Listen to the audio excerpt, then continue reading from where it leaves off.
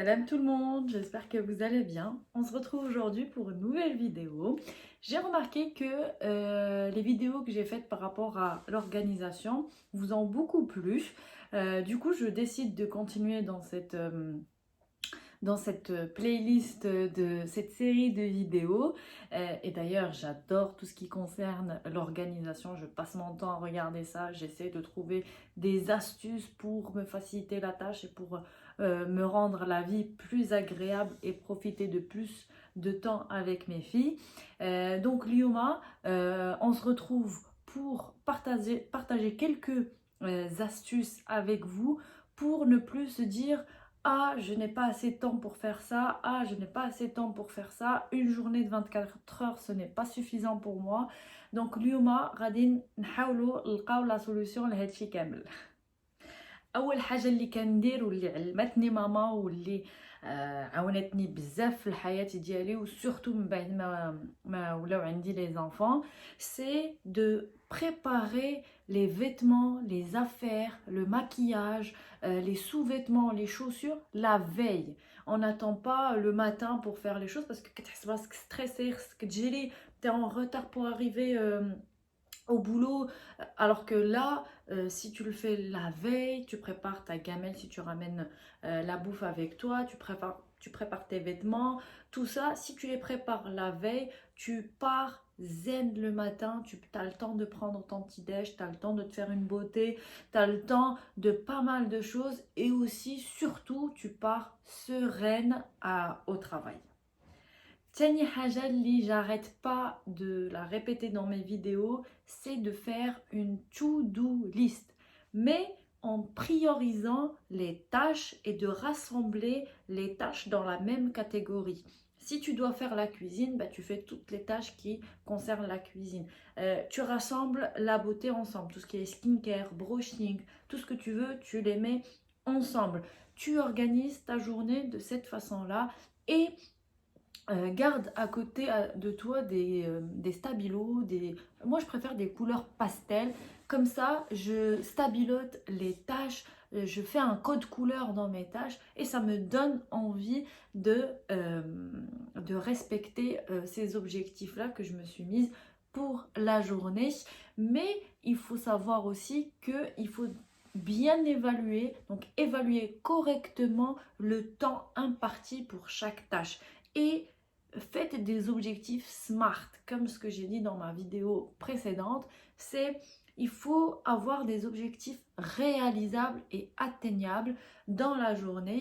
Ça sert à rien de faire 1001 choses pour une journée, vous n'allez jamais les atteindre parce que une journée de 24 heures, alors il y a 8 heures de sommeil, bon ça dépend des gens mais moi je suis une grande dormeuse, il me faut 8 heures de sommeil, t'as aussi le temps de repas, tu as aussi le temps de ta skincare et tout, tu as le temps de transport, de trajet à prendre en compte pour avoir une to-do list ou un planning journalier réalisable.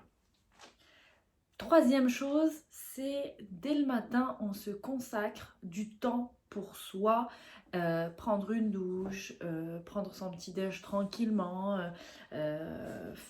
faire l'activité que vous voulez, peut-être faire de la méditation, du yoga, tout ce que vous voulez. Accordez-vous du temps le matin, ça vous boostera, ça vous donnera la motivation et ça donnera surtout plus d'énergie pour attaquer la journée. Quatrième astuce, c'est dans l'organisation de votre journée, dans vos priorités le matin, mettez les choses qui sont difficiles, vos grands projets qui prendront plus de temps parce que le matin on est plus motivé, on a plus d'énergie, on est plus concentré et on sera plus efficace et l'après-midi on laissera pour les choses plus faciles. Cinquième chose que je voudrais aussi aborder, c'est consacrez-vous des pauses entre les tâches où vous allez prendre 5 minutes pour vous aérer, pour vous changer un peu l'esprit et ça vous aidera à être encore plus efficace. Sixième conseil, c'est la méthode des 2 minutes. C'est quoi? La méthode des 2 minutes, c'est faire la tâche que vous estimez ça vous prendra pas beaucoup de 2 minutes sur place. Comme ça, c'est fait et vous n'aurez plus à procrastiner pour la faire, comme par exemple ranger sa veste et la mettre à sa place. Une facture à payer, vous la faites direct. Envoyer un mail, envoyer un courrier, je ne sais pas quoi, mais un truc qui prend moins de 2 minutes, faites-le sur le champ. Et franchement, vous aurez déjà ça de moins à faire dans votre journée. Septième chose que j'ai découverte et qui m'a vraiment chamboulé ma vie et qui m'a vraiment aidée, c'est de profiter des pauses déj dans la semaine et faire vos courses, prendre soin de vous, aller à, je sais pas, ou chez votre esthéticienne, faites l'épilation et comme ça le week-end, ça vous libérera plus de temps pour rester avec vos enfants et pour faire autre chose plus intéressante. Et pareil, comme ça, vos soirs dans la semaine aussi, vous pouvez profiter de vos soirées tranquillement. Et franchement, parfois, si vous prenez juste un petit sandwich dans la route et tout, et vous effectuez vos courses, ça vous fait vachement gagner du temps. Autre astuce, c'est ranger sa maison 10 minutes tous les soirs. Tourner une machine à laver, tourner le sèche-linge, étendre le linge, mettre la vaisselle dans le lave-vaisselle ou faire passer directement les laver, ranger ses vêtements, plier le linge, passer l'aspirateur.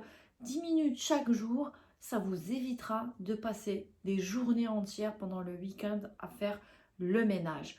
Autre chose qui vous facilitera la tâche, c'est de cuisiner à chaque fois. Quand vous prenez du temps pour cuisiner, cuisinez en grande quantité. Comme ça, vous faites des boîtes, vous les mettez dans le congélateur ou dans votre frigérateur et ça vous évitera de cuisiner tous les jours et vous êtes tranquille. Je continue dans la partie maison, alimentation et tout ça.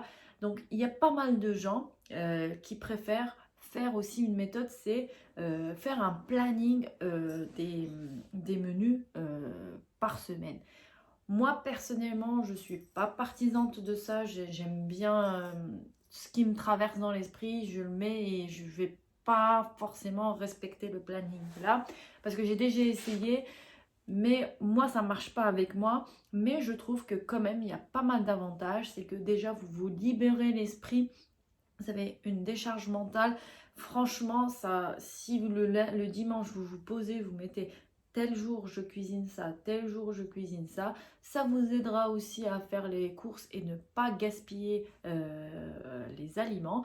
Et aussi, au moins, vous savez ce que vous allez faire et cuisiner. Franchement, si vous réussissez à faire ça, je pense que vous serez gagnant à 100%. Aussi, il y a des gens qui préfèrent faire leurs courses sur le drive.